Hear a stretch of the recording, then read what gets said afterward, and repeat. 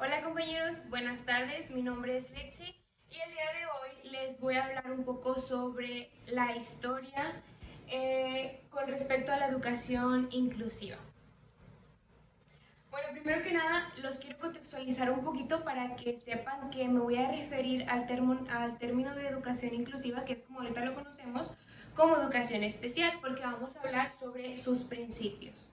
Bueno, primero que nada, vamos a hablar sobre la primera mitad del siglo XX, en donde los niños con deficiencia se consideraba que era por cuestiones orgánicas, es decir, por problemas en su estructura imposibles de corregir. Como ahorita sabemos, hay diferentes trastornos que pueden ser corregibles o se pueden tratar un poco y disminuir, pero en un principio se consideraba como que esas personas estaban enfermas o tenían algún problema en el cerebro o en su cognición y era imposible de corregir. Se trató de resumir en distintas categorías, es decir, se trataba de agrupar este tipo de necesidades de las personas, necesidades especiales, se trató de agrupar en distintas categorías. O sea, es decir, todos esos trastornos trataron de ser clasificados en estas. Sin embargo, con el tiempo, estas categorías iban cambiando conforme iban descubriendo más necesidades especiales, pero estas características seguían siendo muy generales.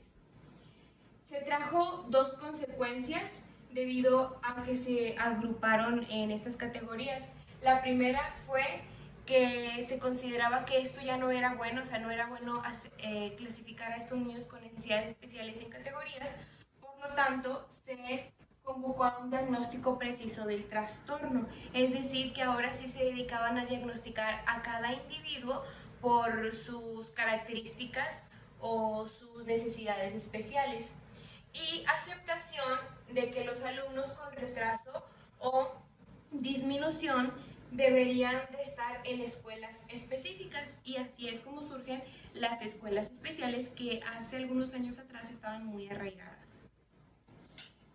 Bueno, y vamos a ver ahora cómo has ido cambiando gradualmente. Los cambios en los años 60 y 70. Surgieron muchos cambios en el aspecto de la educación especial.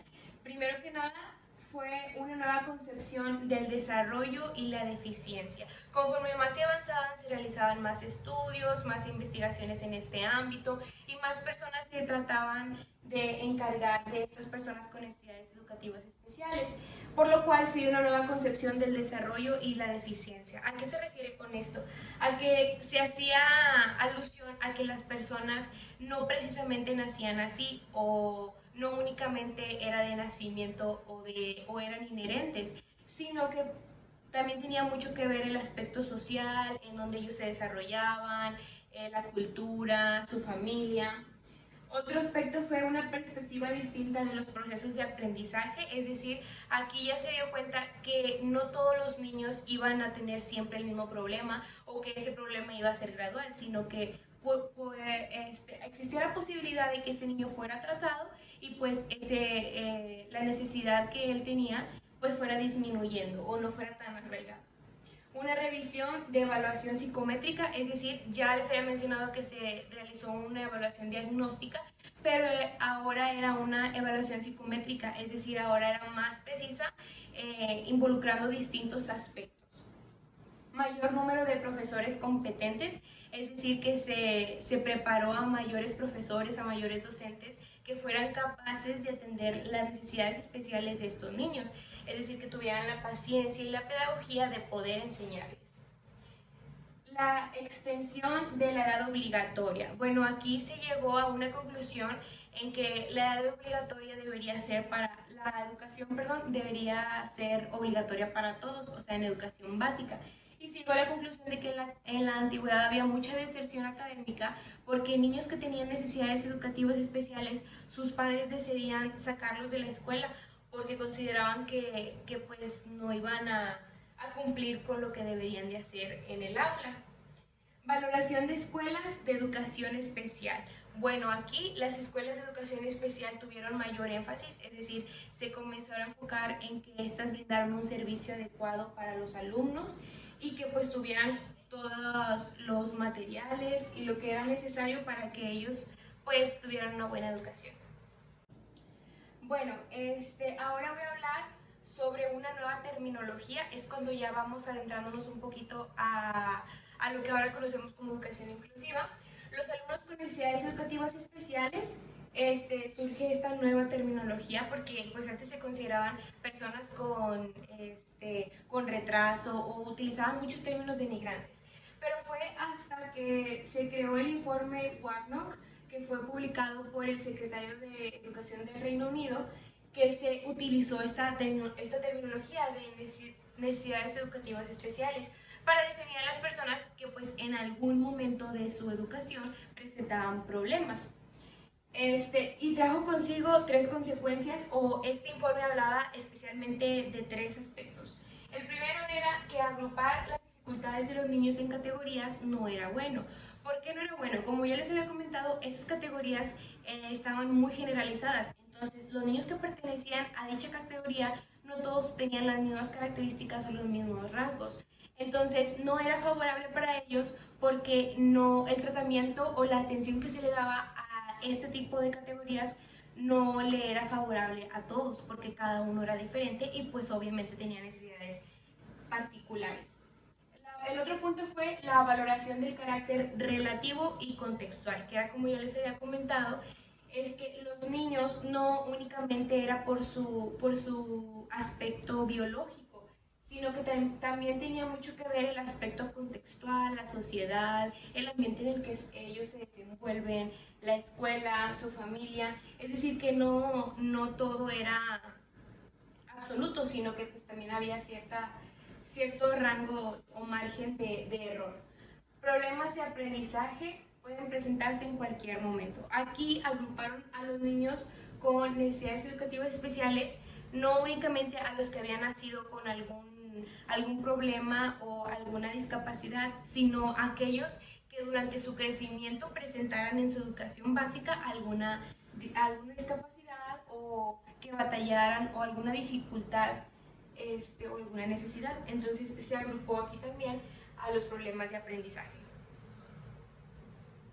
Bueno, y ahora sí, con el paso del tiempo, cabe recalcar que todo este tiempo se han estado realizando cada vez más estudios, se ha investigado mucho en esta área sobre la sociología y se llegó hasta la actualidad, donde es la educación inclusiva.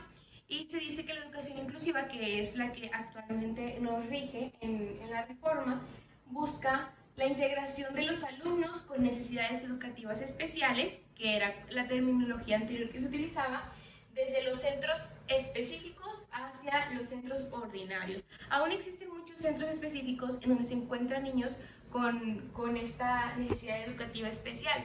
Pero lo que ahora se busca con la nueva reforma es que estos niños que se encuentran en centros específicos sean aceptados en escuelas públicas normales, es decir, en centros ordinarios. ¿Para qué? Pues para incluirlos. Este planteamiento impulsa la integración a partir de la reforma educativa especial.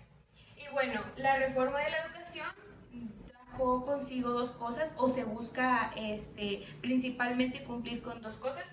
Ya sabemos que el artículo 3 pues siempre nos ha dicho que la educación debe ser laica, gratuita y obligatoria, pero en esta ocasión se añadieron 2 palabritas, que es de calidad e inclusión. Entonces la nueva reforma de la educación pues promueve las escuelas de calidad, es decir, de una buena educación, no únicamente para los alumnos regulares, sino para los que poseen alguna necesidad educativa especial, y pues de inclusión, es decir, que no se haga ningún tipo de distinción por alguna raza, algún género, sexo, religión, entre otros.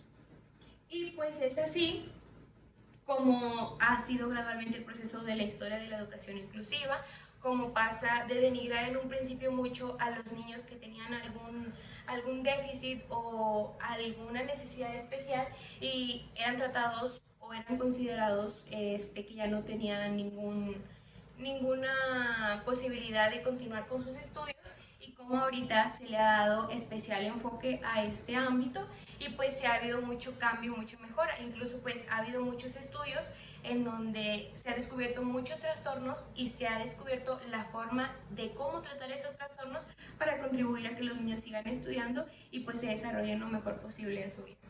Y pues esto es todo de mi parte, les agradezco su atención y les dejo aquí de donde recuperé, es un PDF